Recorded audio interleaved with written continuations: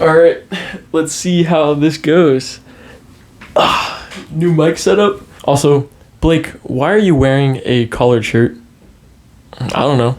I looked in the closet and that's the first shirt I saw and I was like, okay, that would be cool for this video. Very first time using this mic, why not use a collared shirt? So, let's get right into the video. What is up, everybody? I am Blake and this is the first time I'm using a mic. So, give me some grace if it doesn't sound super good. But I think I have it dialed in, so we'll see what happens. Today is a very special day because this video I'm working on right here, this is the very last video of the Bronco restoration series, and I wanted to give a personal take on the blood, sweat, and tears that I've put into this truck because it really deserves it. I have put a lot of work into this thing. It's been a project for the last year and a half. I've kind of stopped periodically to save up money to work on it by doing other cars, and you can see that in my channel. But we are finally finished with this restoration.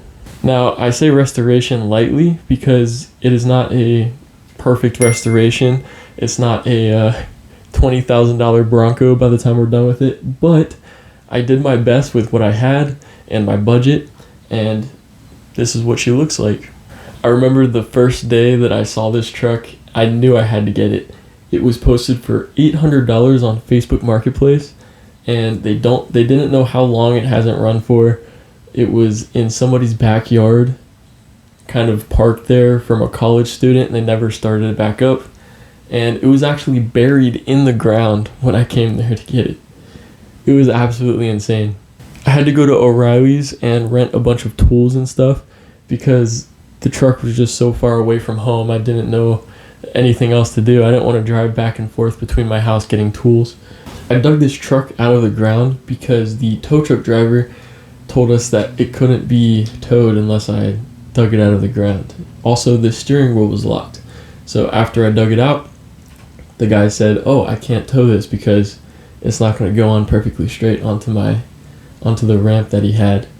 And I got a call back a little later, and the owner of that tow truck company called me and personally said, I apologize for the last driver. He does not know what he's talking about. I am coming personally to pick up this truck for you. So the owner of the tow truck company came and picked up this Bronco and came up perfectly fine with the locked steering wheel. That was a real pain. Maybe I can find some clips there to show how painful that really was, but it took a long time to figure out how to unlock the steering wheel. But yeah, after getting the truck home and unlocking the steering wheel, it was quite some time after buying the truck. It took me a long time to figure out that steering wheel. But once it was done, I had finished up the other projects I was working on. I had a Honda with a blown head gasket. Unfortunate flip. But I fixed that up, and then I had the money from that flip to start working on the Bronco. So I put the Bronco in the garage, had my stepdad help me push it in, and we started on the project. Man, was this a project. My first goal was, since we didn't know whether it would even start up or if the engine was seized, my first goal was to get the engine running. So with getting an engine running on a truck that's been sitting for so long, the gas is usually really bad inside the gas tank. Usually filled with water, has sediment, not something you want to be putting into the engine for the first time in probably 10 years. So I had to drop the gas tank on it to actually replace the fuel pumps, because when I turned the key for the first time with the battery I put in it, vice grip terminal, because the terminal was so messed up, the fuel pumps wouldn't turn on. I couldn't hear them. So with the fuel system theoretically working, the next step would be to make sure the engine isn't seized before I try to start it up. So since the truck has been sitting so long and there's no oil in the top of the cylinders, some of those pistons are probably really low in the cylinders, and they're probably stuck, and there's some like grimy stuff that could damage the cylinder walls. So I put my best friend Marvel Mystery Oil. I have a lot of best friends, but I put Marvel Mystery Oil down all of the spark plug holes and let that sit there for about 24 hours. And then with the spark plugs out of the truck, because it would probably be impossible to turn the truck over without taking those out, I turned the truck over by hand and much to my surprise, the engine completely turned over fine and there was no issues with it. So I was very happy about that. And I got new spark plugs for it. So at this point, we can start this truck up because fuel system's ready. It theoretically has compression and timing and all the things that are needed for an engine to start. And I started it up for the first time. This is what it sounds like.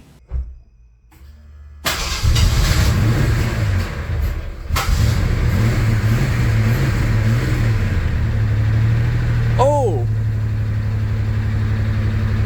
Woo!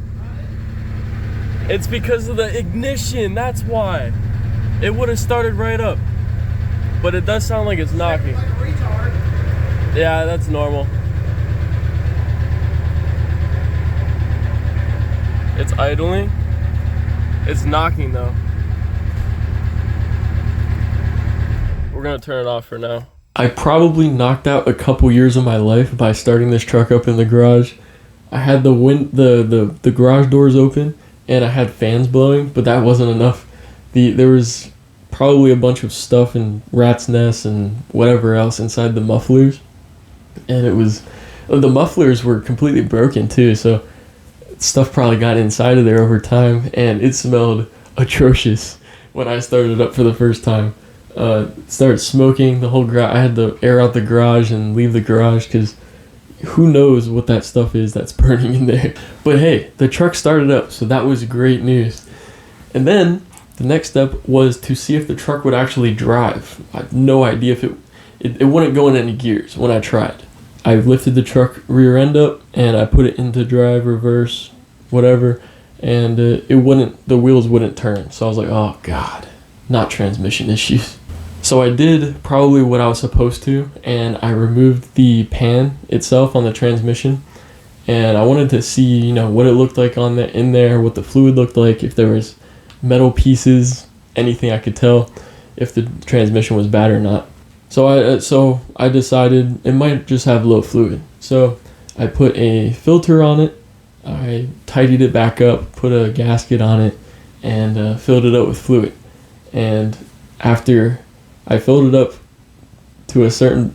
So at first I thought I had deeper transmission issues because I didn't fill it up high enough. But it just kept taking fluid, and I was like, why are the wheels not turning yet? And the fluid, I was checking the fluid on the dipstick, and I was like, well, the fluid looks good, so the wheels should be turning. What's going on?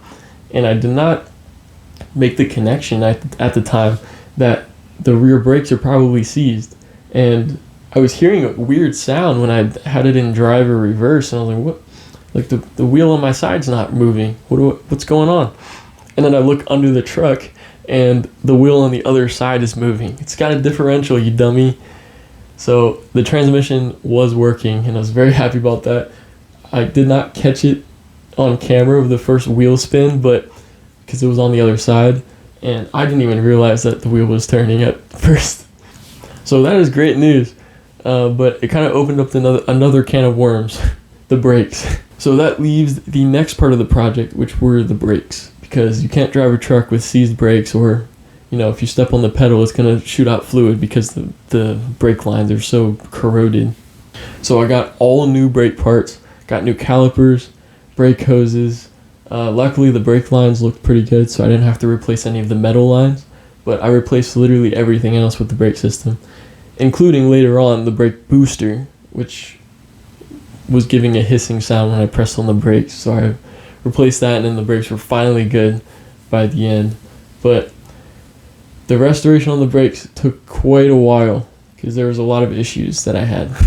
So I did the front brakes, I replaced the calipers, the hoses.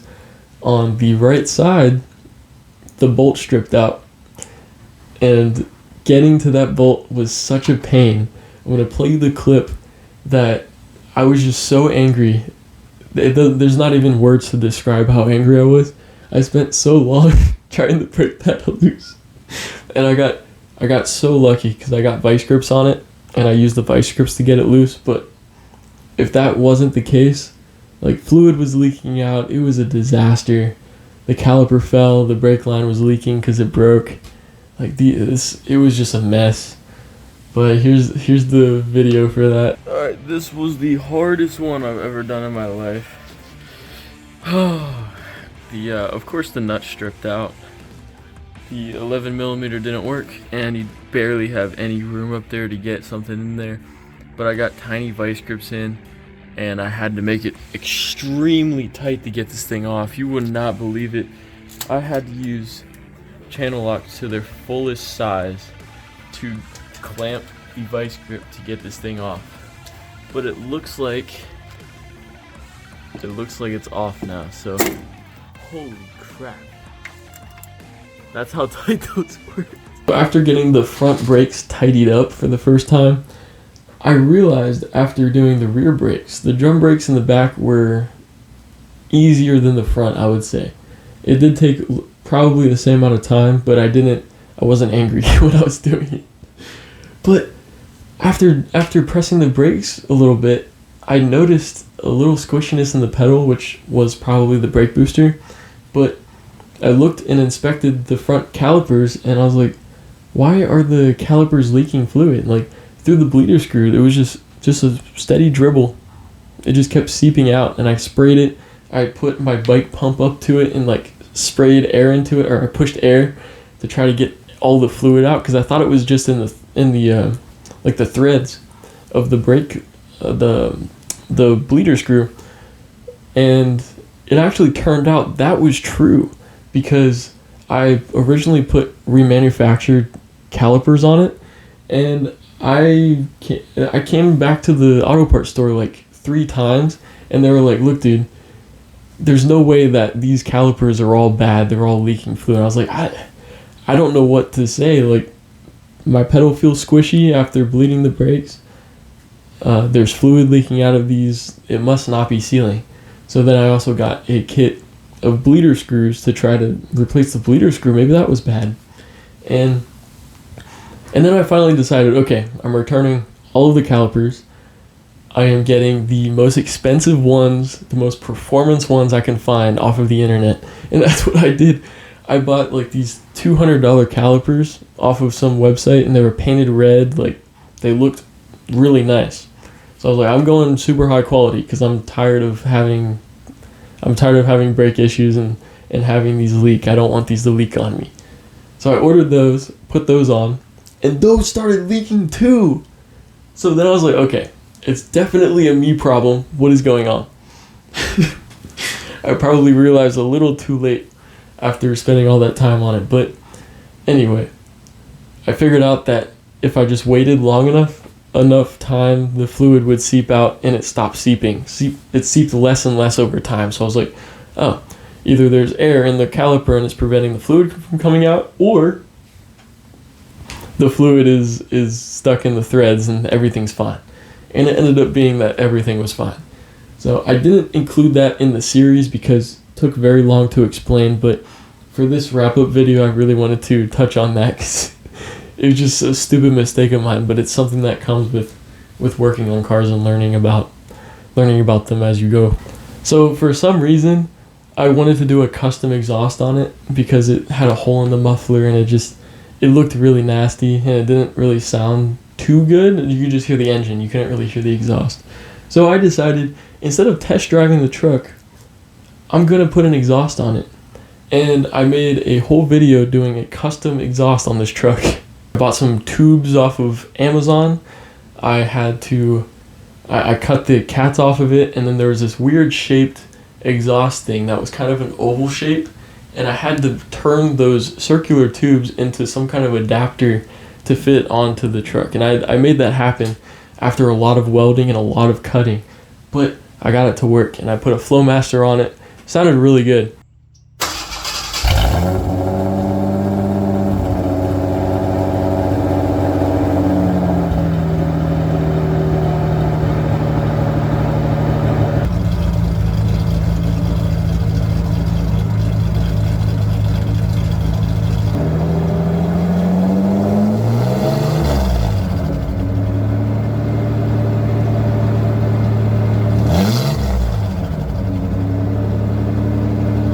Now, I think I have the most fun when I have the exhaust completely cut off with the cats cut off, and I get to hear what the truck or car sounds like with most of the exhaust cut off.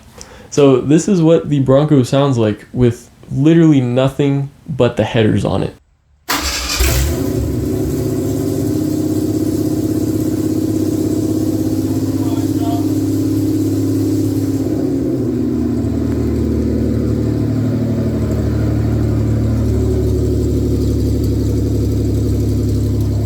It sounds so good. What the?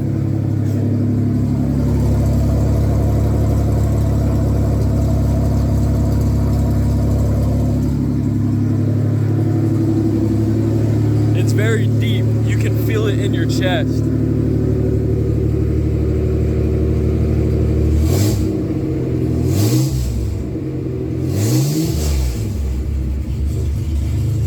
Oh my God, it sounds so good.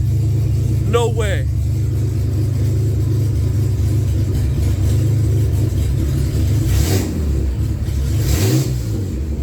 And yeah, it really did sound like a monster truck. It was absolutely insane. But that little rough idle right there, that was one of the issues with the idle that I experienced later. That idle was a symptom of a deeper issue that I had to figure out later on. So after getting it started, after making sure it goes into drive and getting the brakes to work, well, now the only thing is to test drive it. So I took it for a test drive. I did do a little bit of restoration to the rust on the truck before I test drove it, but I kind of knew the truck would be good at that point, so I kind of just spent extra time as I was waiting in the garage. I forget why it took so long to test drive it, but I ended up test driving it at some point. Test drive went pretty good. I mean, I did make it back home, so that's the goal anyway for a first test drive, just to make it back home. But I did have a stalling out issue, and this was kind of a ghost issue because I didn't have any check engine lights on, and my first instinct wasn't to check the engine codes because I thought it was an old truck and I couldn't really do that. Upon further research, I can do that, and there's actually a really easy way to do it that's built into the truck itself. You don't need a scanner. Something cool about those old trucks. Yeah, I can put it in park, go to reverse, and sometimes it'll stall out. Go from drive to reverse, sometimes it'll stall out. Jesus Christ.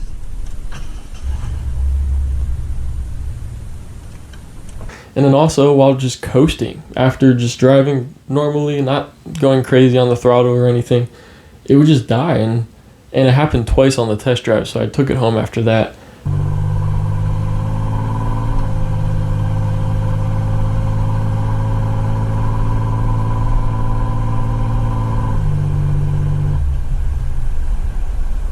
Don't die me. Oh shit.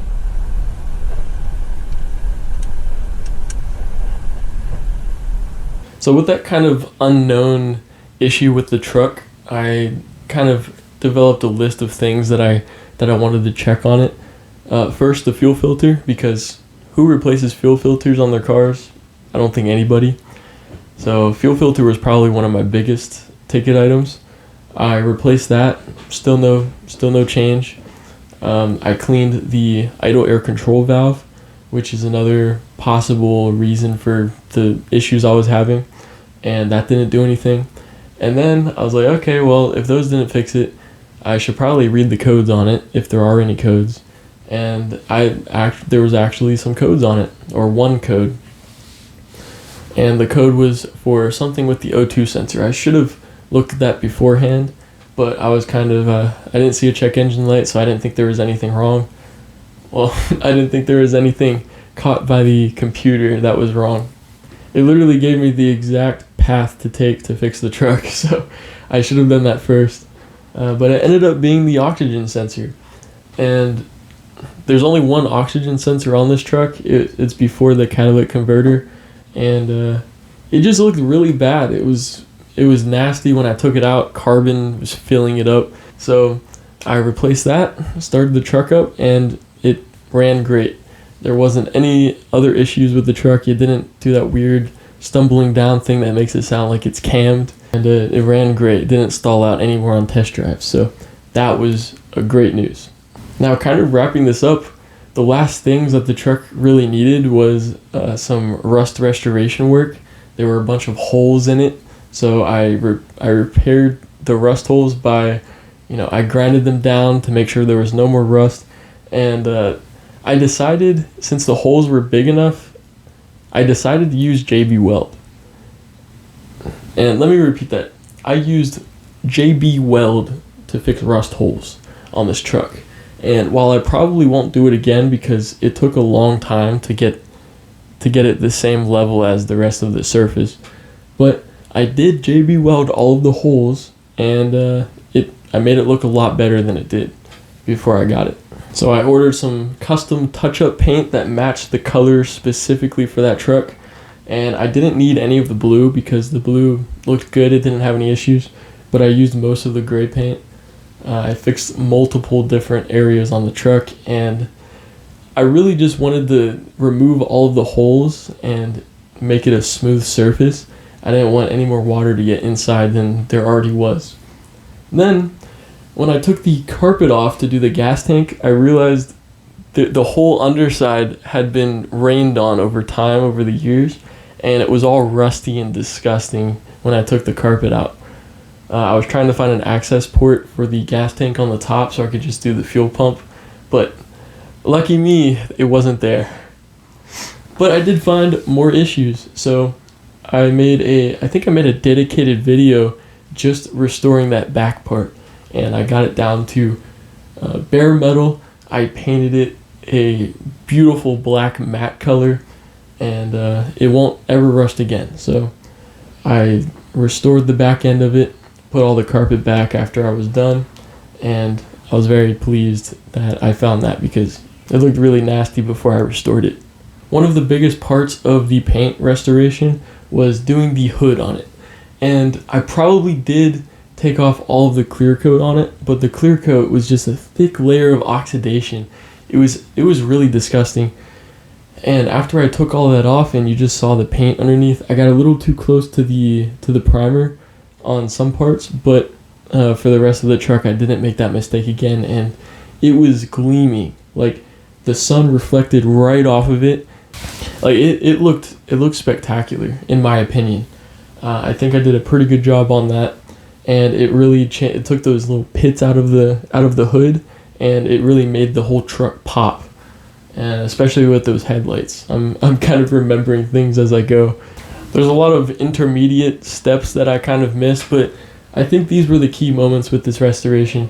They were definitely the most time-consuming and adventurous parts of the restoration, that's for sure. And probably the best experiences that I had from it. One of my favorite things about doing restorations, or fixing up any car in general, is just being able to drive it around when I'm done. It doesn't have any issues. I can just put my hand out the window and enjoy the ride. So I've done a lot of that, and I want to show you the highlight clips of me driving it. Figuring out the radio works, figuring out the horn works, and everything in between.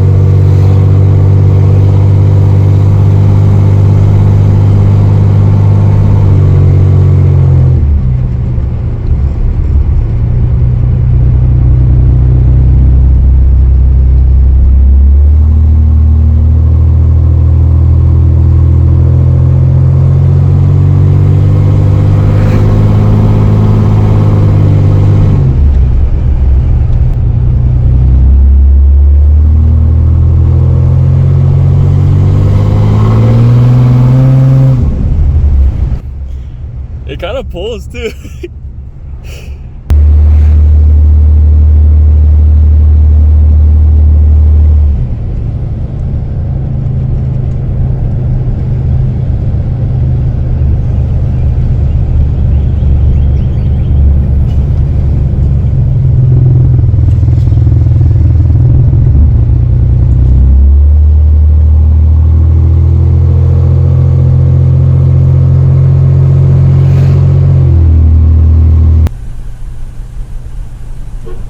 Oh, no way. The horn works. That's crazy. Holy crap. Okay, I'm gonna try to turn the radio on. This is so cool. This truck is so dope. Alright, I'm gonna stop for a second and try to figure out this radio, because it'd be cool if we have some tunes. I'm really hoping that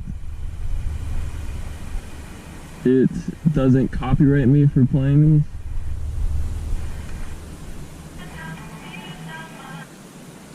Oh my god, that's so cool.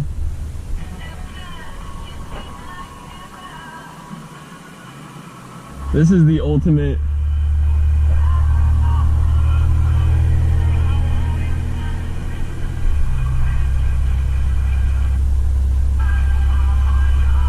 There we go.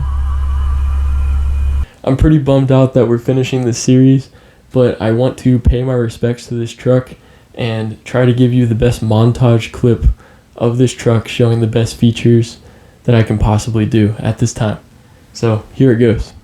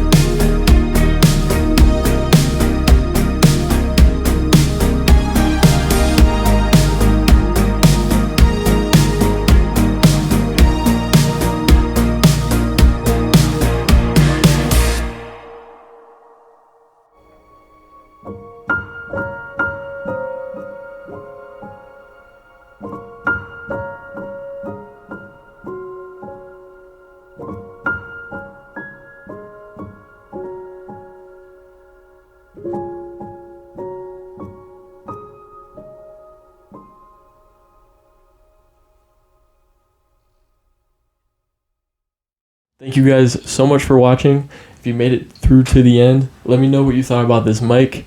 I think I have it configured pretty good. I'm going to try to make it even better over time and try to include it in more videos in the future. It's going to be a little difficult if we're doing like how-to videos on cars and stuff, but we'll see how I can implement that in the future. I really enjoyed this restoration. I'm going to be a little bummed out for a few days now that we've wrapped it up, but I'm excited to get to new projects. We've been doing this truck for a very long time, and I'm excited to get my hands on new things. So I will see you guys in the next project. Thank you so much for watching.